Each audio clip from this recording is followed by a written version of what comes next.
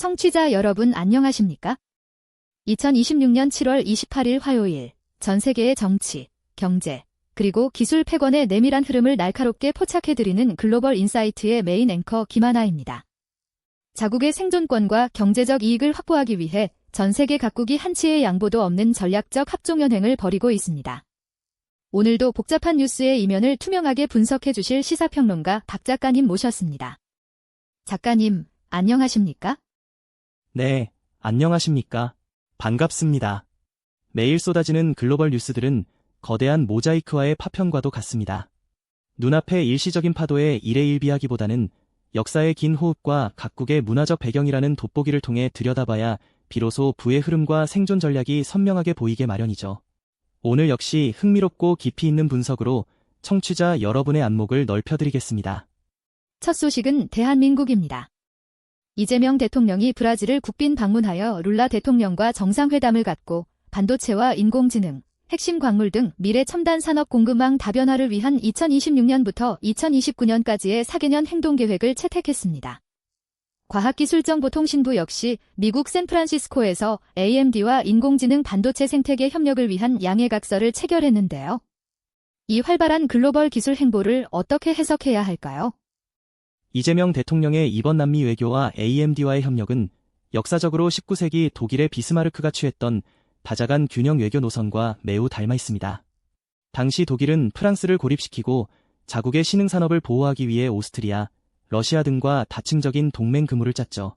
우리 역시 남미의 풍부한 핵심 광물이라는 기초 자원을 확보하는 동시에 실리콘밸리의 설계 거인인 AMD와 손을 잡음으로써 제조와 설계를 아우르는 이기종 인공지능 컴퓨팅 인프라를 구축하겠다는 아주 영리한 이중포석을 두고 있는 것입니다.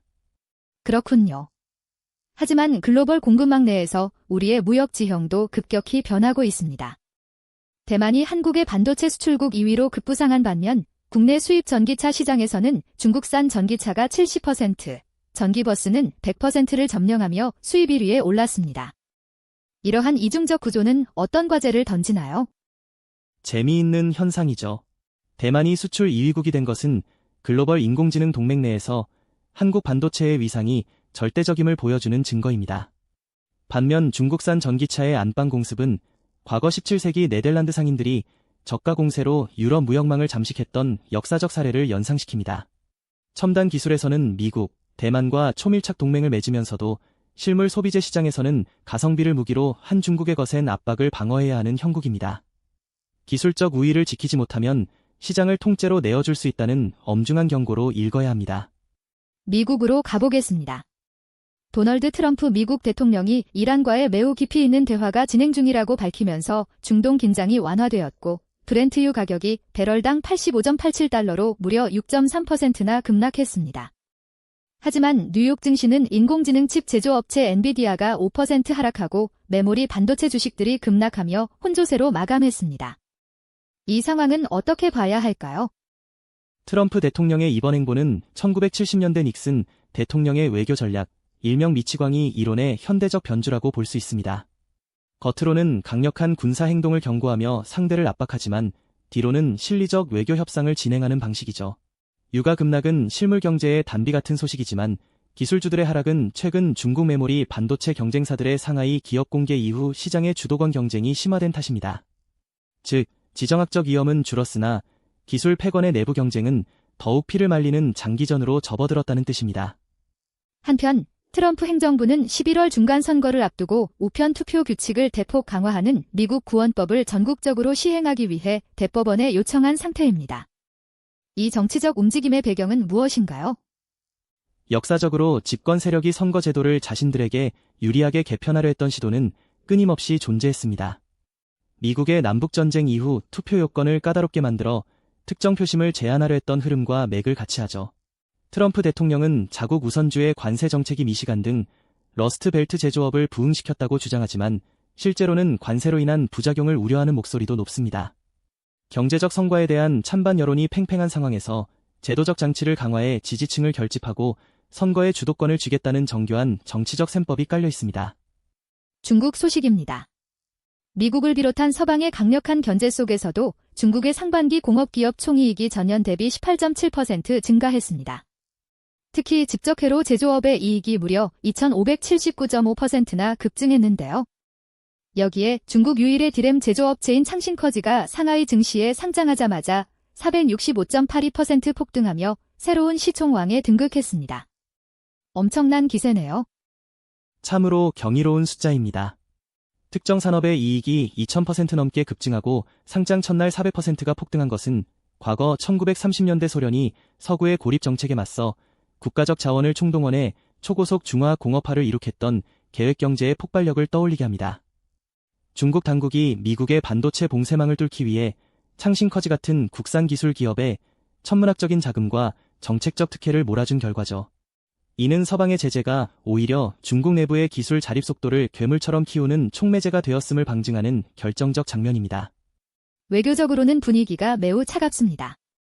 중국 외교부는 아세안 외교장관 회의 기간 중 왕이 부장이 일본 측 인사와 어떠한 만남이나 교류도 가지지 않았다고 공식 발표하며 일본의 주장을 정면 반박했습니다.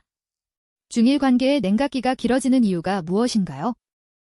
역사적으로 영토와 주권 문제에서 한치의 양보도 없는 양국의 대립은 늘 평행선을 달렸습니다. 특히 지난해 일본 다카이치 사나의 총리가 언급한 대만 유사론 이후 중국은 일본을 완전히 신뢰할 수 없는 상대로 규정했죠. 이번 공식 부인은 일본 외무장관의 발언을 거짓으로 몰아붙여 외교적 망신을 주기 위한 의도적 조치입니다. 중국은 글로벌 개발 이니셔티브 5주년 회의를 주도하며 남반구 국가들과의 연대를 강화하는 반면 미국의 핵심 동맹국인 일본은 철저히 패싱하겠다는 힘의 정치를 보여주고 있습니다. 일본으로 넘어가 보겠습니다. 최근 여론조사에서 다카이치 사나의 내각의 지지율이 급격히 하락했습니다. 이에 다카이치 총리는 기자회견을 열고 사회보장 개혁과 보험료율 인하, 그리고 식음료 소비세 인하 카드를 꺼내 들었는데요. 효과가 있을까요? 지지율이 떨어질 때 세금과 사회보장 혜택을 흔드는 것은 동서고금을 막론하고 정치인들이 사용하는 가장 고전적인 처방전입니다. 과거에도 막부 시절 민심이 흉흉해지면 세금을 감면해주던 휴민 정책과 본질적으로 같습니다.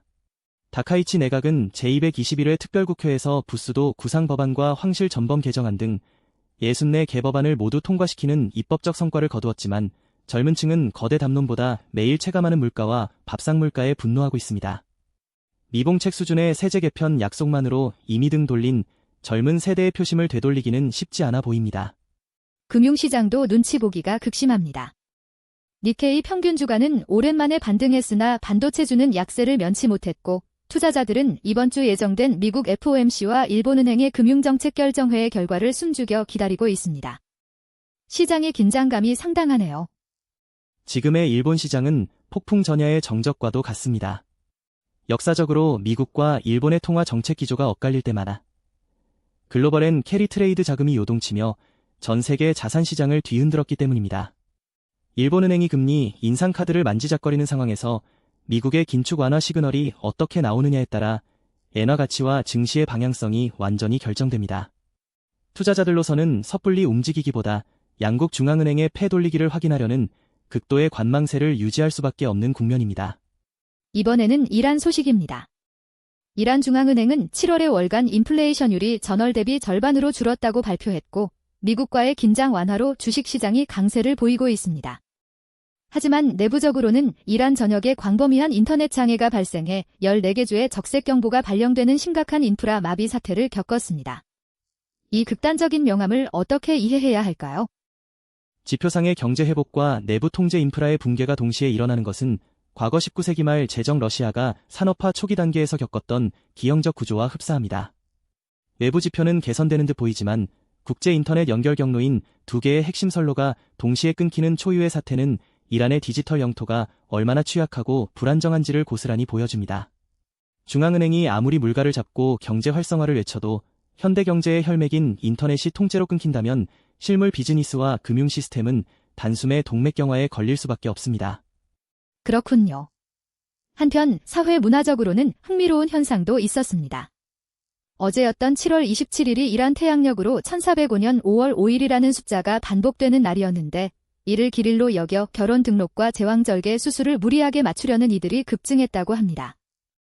아주 흥미로운 대목이죠. 이는 인간이 거대한 불확실성에 직면했을 때 초자연적이거나 상징적인 규칙에 의지하려는 본능적 행동입니다. 동양에서 숫자 8을 숭배하거나 서양에서 특정 날짜에 의미를 부여하는 것과 정확히 일치합니다.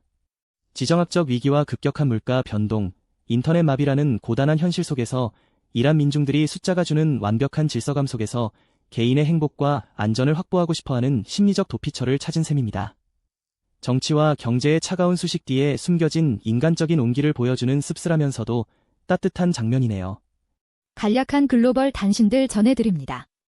먼저 한국에서는 총 사업비 1조 1,643억 원이 투입되는 4세대 원형 방사광 가속기, 한국세빛 가속기가 충북 오창에서 착공식을 가졌습니다. 완공 목표는 2029년 말입니다. 또한 정부는 하이브를 비롯한 4대 기획사와 손잡고 2027년 12월 서울에서 개최될 초대형 K컬처 축제 페노메논을 발표했습니다. 마지막으로 미국 오리건주에서는 대규모 산불이 합쳐지며 100만 에이커 이상의 토지를 집어삼키는 심각한 재해가 지속되고 있습니다. 작가님, 이 단신들의 의미를 짚어주시죠. 오창에 들어서는 방사광 가속기는 첨단 과학기술의 현미경이자 기초체력입니다. 19세기 유럽의 열강들이 경쟁적으로 화학과 물리 연구소를 지어 20세기 공업 패권을 쥐었던 것처럼 한국 세빛 가속기는 향후 50년간 대한민국 첨단 나노 기술과 바이오 산업의 운명을 결정지을 핵심 인프라가 될 것입니다. 페노메논 축제 역시 단순한 엔터테인먼트 행사를 넘어 국가 차원에서 K-팝 영토를 제도화하겠다는 거대한 소프트 파워 전략입니다.